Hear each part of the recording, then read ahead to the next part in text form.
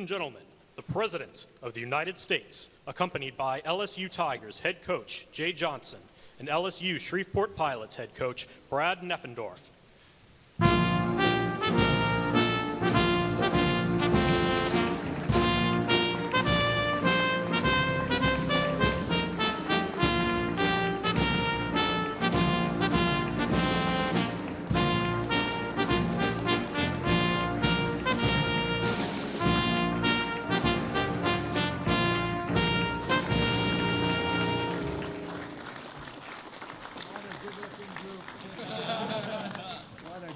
Group of people. Wow, it's great. Two pretty good coaches, right? Absolutely. I'd say so. A lot of good coaches up here. Well, I want to thank you. It's a special place to me, a special state. As you know, we won it by, 36 points or some ridiculous numbers like that. And so when I was asked to do this, I said, this is my honor. Please sit down. We'll have a little fun, okay? Thank you all very much. Great group of people. This place is crowded. You got a lot of fans. Who do you think is going to make it into the major leagues? Raise your hand if you think that. I guarantee a lot of them when you hear about their records and their conquests. I want to just begin by saying that we're joined today two collegiate championship baseball teams from the great state of Louisiana, two teams that were absolutely the top. Both of these teams brought incredible pride and grit and glory to their schools, for the state, and today they're bringing that same Louisiana spirit to a place called the White House. Has anyone heard of it, huh?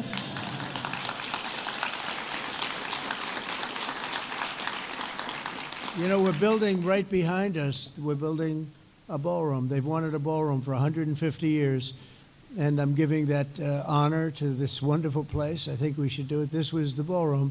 And this room holds 88 people, and the new one will hold 999 people, which is a difference. I say 999 because I didn't want to crack 1,000. I didn't want people to get concerned because that's getting big. But we're going to have we'll have the most beautiful ballroom in the country. It's going on, and for those that are interested, we got to get back to baseball. But you see the gold drapes? That's a knockout panel. We knock it in. You go. That comes out.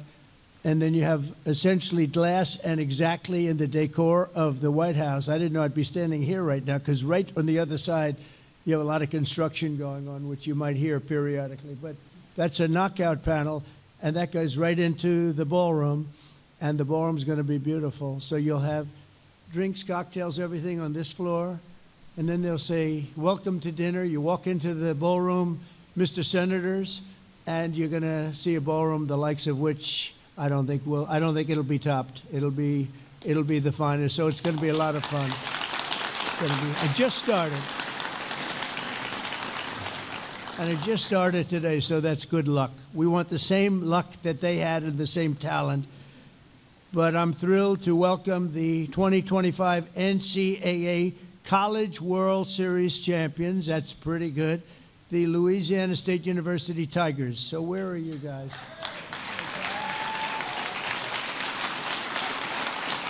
Great. And of course, we have the 2025 NAIA Baseball National Champions, the LSU Shreveport Pilots. So those two teams, you'll hear about them in a second.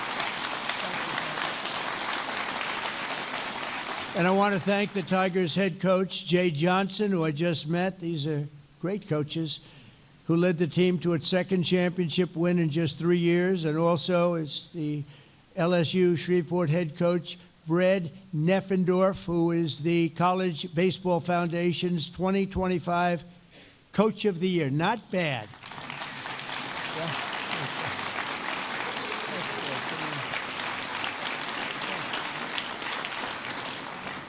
I think we should bring them into government. They don't need the baseball. We could bring them into government. We could definitely use it.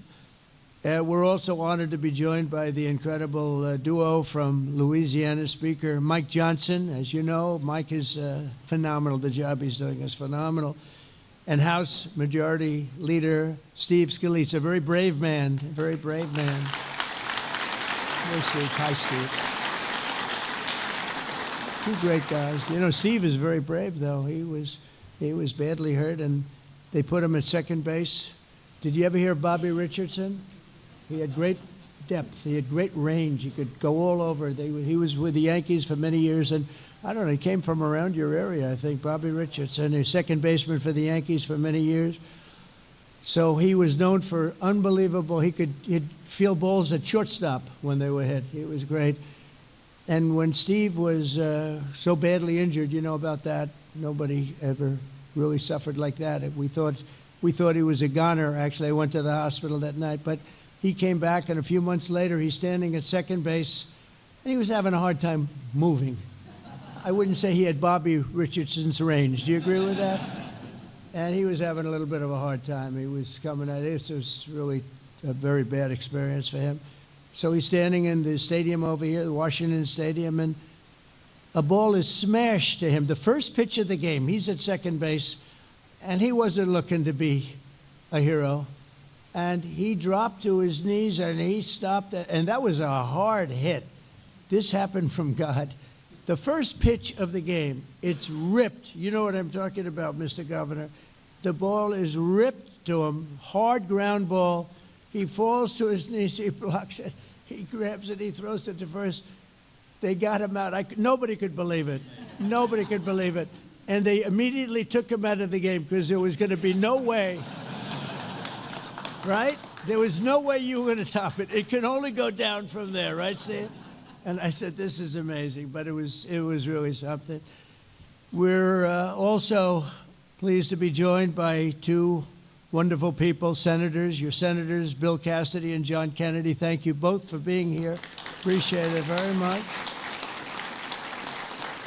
Very, very much. A lot of good political people in that state. It's been known for politics. I think I would say politics, baseball, and football, a little bit of football too, right? Representative Julia Letlow. Julia? Hi, Julia. How are you? Louisiana Governor Jeff Landry, who we had a lot of luck with, right? You won that campaign. It was beautiful. And his wife, Sharon. Thank you very much. Hi, Sharon. Nice to see you, Sharon. And all of the other Louisiana fans and politicians. You have so many political leaders. I want to just thank you all for being here. It's a great tribute to this team, to these two great teams. Very rare that you have two teams in one room. You might have them, but they're not from the same state. What is it with baseball? What is that, Coach? What do you figure that is? Just has it, right? Pretty good. I tell you, it's pretty amazing. Two amazing seasons, two incredible teams to celebrate. So let's start with the Tigers, okay? Throughout their 2025 season, the LSU Tigers delivered some of the most electrifying moments in the history of college baseball and ended with a phenomenal record of 53 wins and just 15 losses. That's pretty good. I'd like to have that in the major leagues. You finished the year with an 8-game win streak and a 2-game series sweep against Coastal Carolina in the College World Series Finals to take the title. That's the 8th national baseball title in LSU history. That's amazing, actually. That's really great. Now, LSU's pitching staff was the best in the conference, leading the nation with 760 strikeouts. Cade Anderson was ranked college baseball's #1 player on the mound. I would like to represent him. I'm leaving the White House immediately. Oh, the money. Oh, somebody's going to make some. Where's Cade? Where is Cade? Where are you, Cade? Come here, Cade.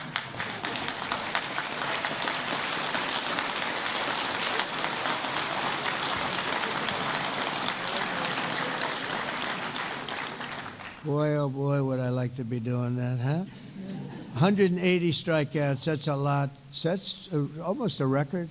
In Game 1 of the championships, he pitched a complete game shutout, preventing Coastal Carolina from scoring, even though they had one of the best offensive teams in all of baseball. Even a single run they couldn't get, so it's no wonder he was named the College World Series Most Outstanding Player. Cade, thank you very much, Cade, and it's great to have you at the White House. We like winners at the White House, Cade.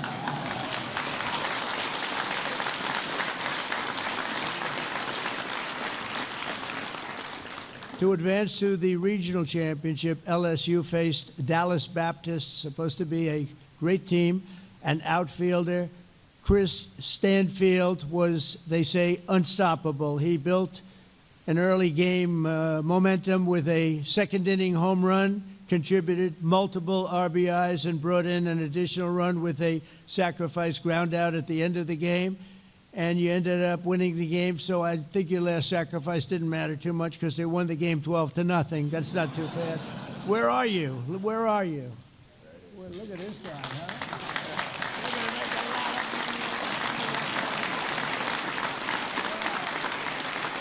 Is he that good a player? Is he good? Pretty good, huh? Oh, that's a good team.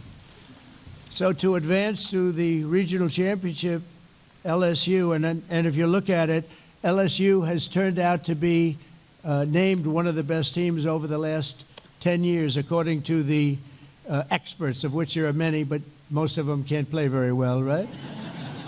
Back in Baton Rouge, you had a tense game one on the Super Regional West against West Virginia with a full court in a fifth inning, a full count. In the fifth inning, the bases were loaded, and sophomore shortstop Steven Milam launched the ball deep over right center field, securing a grand slam and adding 4 runs to the numbers already up substantially. West Virginia began to mount a comeback in the sixth, but Josh Pearson smashed another grand slam over the wall, carrying the Tigers to victory. So, Josh, where are you? And let's see, Malum, where is Malum?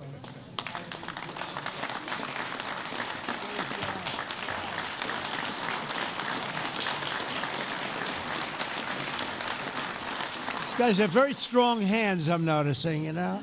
They're ripping my hand up. These are strong people. You don't hit those home runs without strong, beautiful hands. You agree with that, Mr. Speaker? How was your baseball? Okay, not bad. Not quite as good. First baseman Jared Jones had one of the most iconic outings of the season during the June 14th, my birthday, College World Series. Thank you very much. Thank you. Flag Day. That was Flag Day. You know that, right? Against the Arkansas Razorbacks. After knocking a home run out of the park earlier in the game, Jared walked up to the plate in the bottom of the ninth with 2 outs, and the score was tied, and they looked like he could be in trouble. And a runner was in second with a 2-1 count. He hit a line drive up the middle, giving the Tigers enough time to rack up a 6th run, sending them straight to the finals, and the rest is history. You know what happened. 10 players of this elite squad are now headed to even greater glory in the Major League Baseball. I think you're going to do all right. I would like to represent every single one. No, I mean, the team must be incredible. Cade Anderson was drafted by the Seattle Mariners, so I think, aren't they playing a big game tonight or something like that? Are you going to be watching that? Cade? I think so. You better be watching. I'm so busy I don't get to watch baseball too much. I did watch the other night, however. I turned on, and there happened to be a Japanese player who was not bad. He was one of the best pitchers I've ever seen, one of the best hitters I've ever seen, and that all makes for a nice contract. He's pretty good, right? Pretty amazing when you think. They say one of the best games ever played because you had pitching and hitting with the same guy.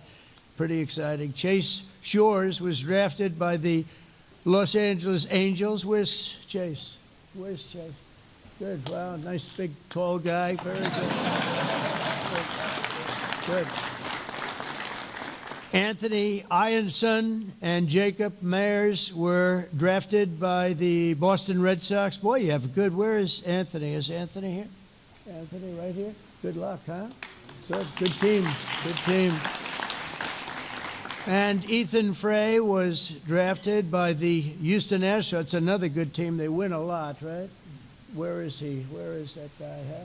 Good luck, huh? You feel confident? Feel good? Daniel Dickerson were drafted by the Milwaukee Brewers. Where's Daniel? Congratulations. Good luck, huh? Good. Jared Jones was drafted by the Pittsburgh Pirates. Jared, congratulations. Yeah. And Cade Woods, who's not present, who wanted to be here so badly, had a problem, was drafted by the Atlanta Braves. That's fantastic. I mean, that's a lot of talent. By the way, we have somebody here who was drafted in another sport, number 1 at everything. He was never drafted number 2 or 3. The great Herschel Walker is here, I understand. Where's Herschel? Where's Herschel? Come here, come here, come here. Come here, Herschel.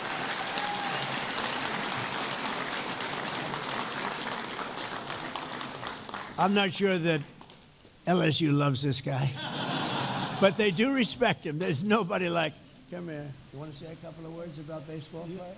Go ahead. Hello, man. How you doing? I saw him sitting out there. I said, come on, Herschel. You know, I absolutely love this president, but I didn't ask him to put me on the spot. But anyway, I just want to just tell the players, continue to have that determination that you had in baseball carried throughout your life. Because things may get tough, but remember, you can always get up no matter whatever happens, gets up, and continue to fight, fight, fight. All right?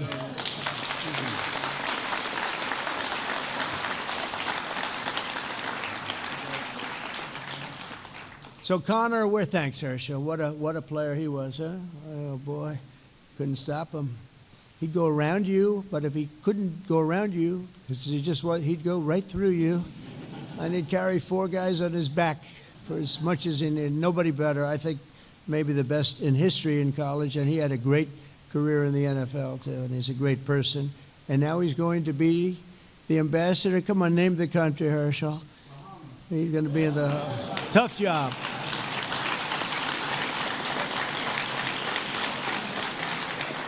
That's a tough job, right? We'd like to have that job a little bit. We're leaving tonight.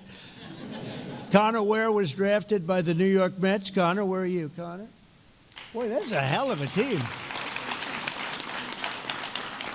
And Luis Hernandez will be joining the Minnesota Twins organization. So I just want to congratulate Luis. Where are you, Luis? Congratulations. I've never seen a team with so many people being drafted into the major leagues. It cannot be a bad team. In fact, I think your record should have been better. That's a hell of a record.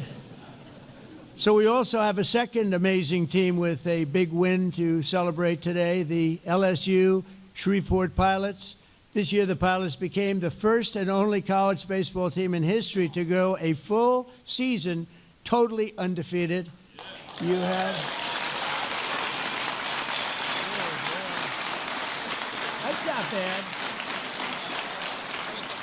Well, I want these two teams to play. You want to do it? I'll do it. We'll get the stadium. I'll pay for it. What the hell?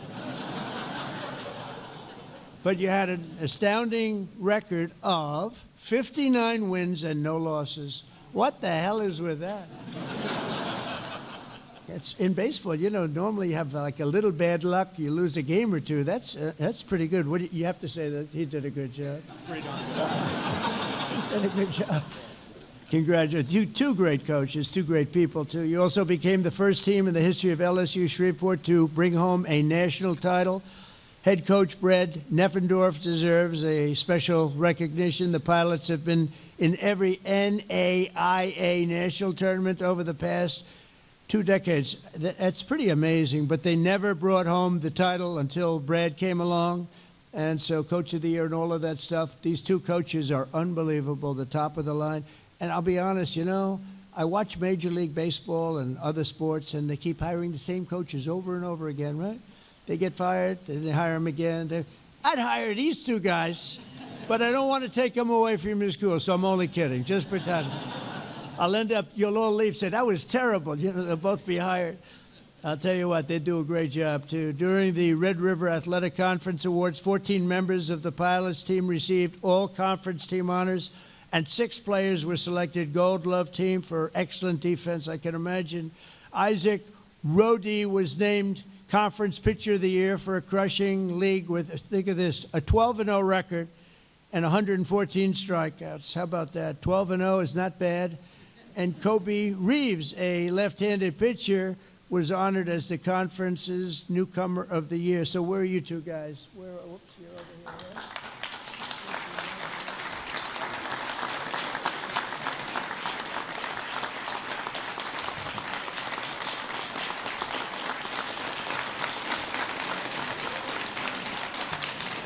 Right? That's a fantastic thing. This team fought hard all the way through the last game of the season, the NAIA National Championship against Southeastern University, which supposedly is a great opponent, and your, frankly, opponents quickly took the lead in the first 2 innings, but you refused to fold or quit or do the thing that we're used to seeing a lot of people do in Washington. They quit, they fold. We don't fold, do we, huh? We don't fold. Jose Saloren, who is supposed to be a terrific prospect for the future, drove in 2, and Anthony Swenda scored on a wild pitch in the next inning. The game was tied. Where's Anthony? Is he here? Anthony could go on. Come here, Anthony. Get over here.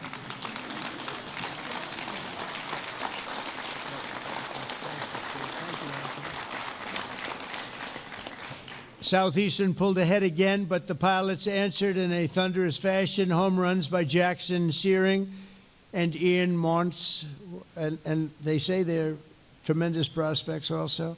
And clutch RBIs from Ryan Davenport and Austin Gome turned the tide very quickly. By the 8th inning, the Pilots were in full command, adding 3 more runs before slamming the door shut.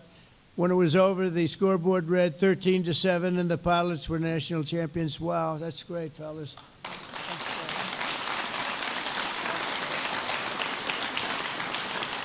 So together, how about the record of these 2 teams together? You know, you put them together, you win. I think you win the World Series, period. A lot of you are going to be in Major League Baseball. We'll be watching you for a long time to come, and it's amazing. Great athletes, great-looking, young, wonderful people. Together, these teams made history and won Louisiana's unparalleled glory on the college baseball diamond, dominating not 1 but 2 leagues in a single year. Think of that. You dominated each league. You dominated. It's pretty unheard of. But there is something about your state. You're really special state.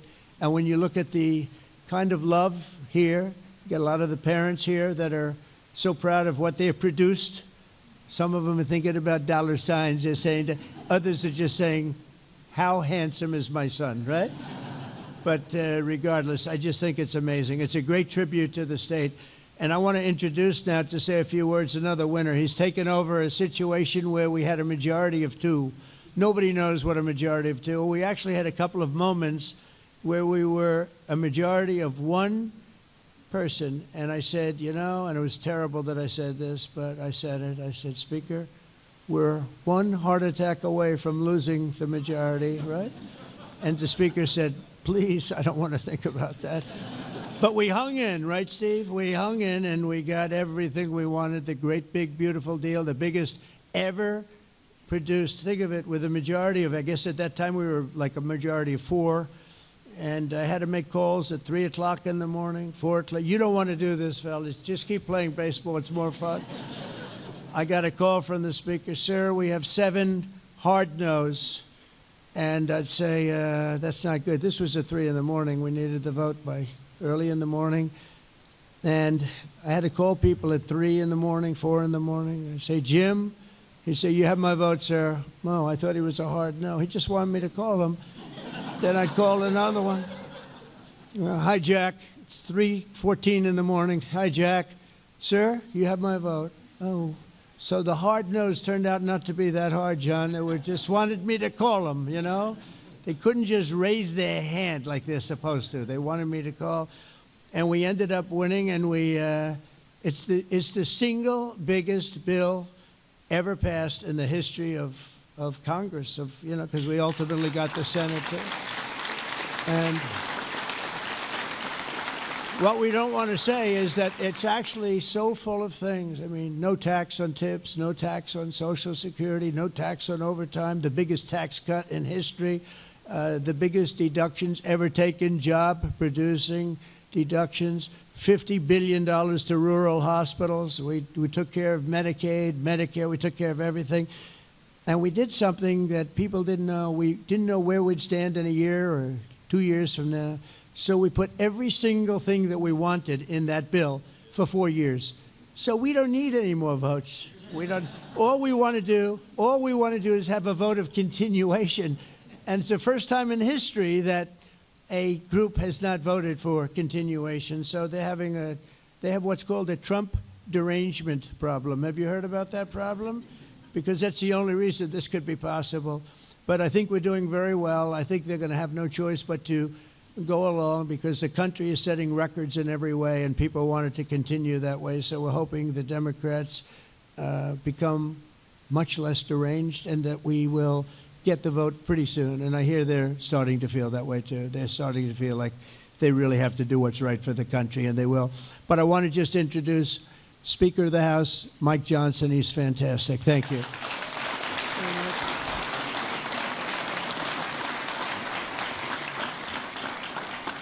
Well, thank you, Mr. President. I'll be very brief. We want to thank you for being such a gracious host and having us out to recognize this excellence, and it really is. Louisiana's punching way above our weight limit, and this is the pride of the state right now. These guys behind me, they worked so hard, and they did it with class, Mr. President. They had grit and determination and integrity, and it's so good to see that pay off. And Louisiana's, as you said, a special state, filled with great people, great fan base. The parents are part of that. You have the Board of Supervisors and the board over the LSU system. And we recognize South and North Louisiana delivering these great titles, great championships, and it's really been something. And we want to thank you for your tremendous record and all you're doing right now. I mean, this president has not only reduced taxes, as we said, we've cut fraud, waste, and abuse out of government. He's solved the border crisis. He's solving the crime crisis. Oh, that's right. He's also resolving wars around the world. But he still takes time. That's right.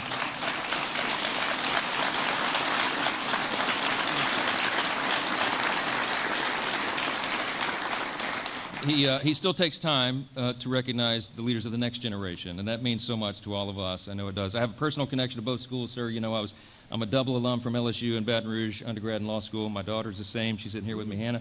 But I grew up in the shadow of LSUS, literally just south of the campus. We lived in a little neighborhood there, and I used to go play baseball on the field over there at the school. So this really runs deep for all of us, and it means so much to us. It means so much to us that you're here to help celebrate. And I get the honor of introducing the first of the two coaches to speak, and both of these men are extraordinary. Their records speak for themselves, the way they've led these young guys, the way that they've shown them the way.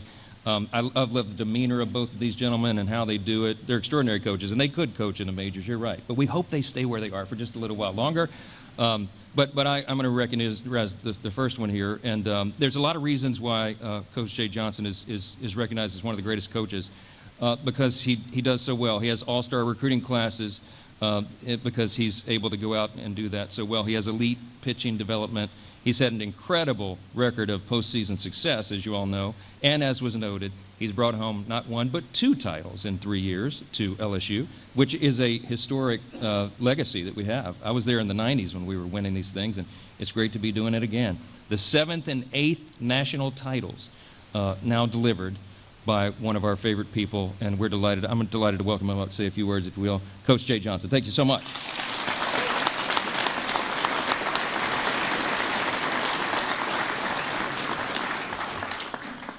Mr. President, thank you for having us in your home. I think the main thing I take away from you is work ethic, something we preach, and nobody works harder for America than you. So thank you for setting a good example.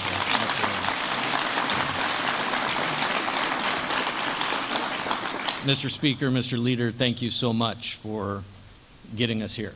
It's an honor. It's an honor of a lifetime to be in the house of the greatest country in the world. And these guys had to do it on the field to make that happen, but we're here because of your efforts. And to have Louisiana so well represented by you two is outstanding. We are the college baseball capital of the world for 2025.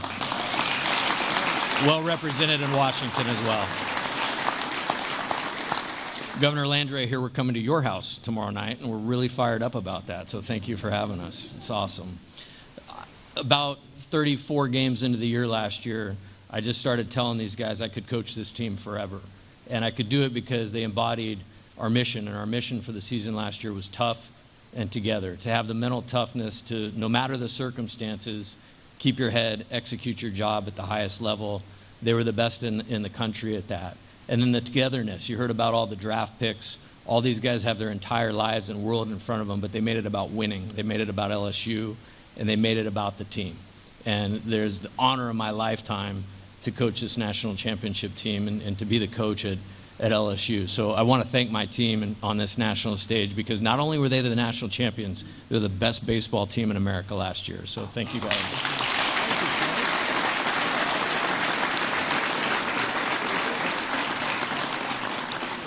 So I thought we did well, but this man did pretty well at 59-0. So I'm going to turn it over to him. Coach Nefandorf, great job. And it's an honor to share the stage with you and your championship team as well.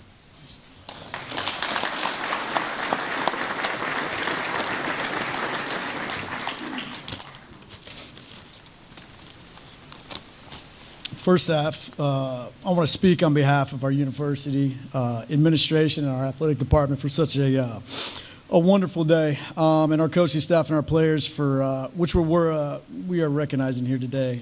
We're extremely honored to be here, excited, and I know our guys have been jacked up about it. Not only just for the recognition, but you guys are recognizing the way where they get to be together one more time, and that says that for both teams up here, and no better way to do that. I could sit up here and talk to you about our team all day long. What I can't talk to, and it gets tough at times to answer, is how we didn't lose a game. The only thing that I can sit up here and talk to you about is what they did to put themselves in position to, at the end of the year, have not lost a game and won a national title. There was one word with these guys, and it was investment. They were invested in absolutely everything that, not only that we asked them to do, but most importantly, they were invested in each other. We always talk every year when we get these guys and we get together in the fall, because the roster can turn over and things can reset, about how quick can we become a team. And there's rosters out there that don't become teams. And this group went from a roster to a team so incredibly quick, it made the lives of us coaching staff just that much easier. We just did what we could to get the heck out of the way and let them go. I've never seen a group with the word investment, turn over to a word called impact.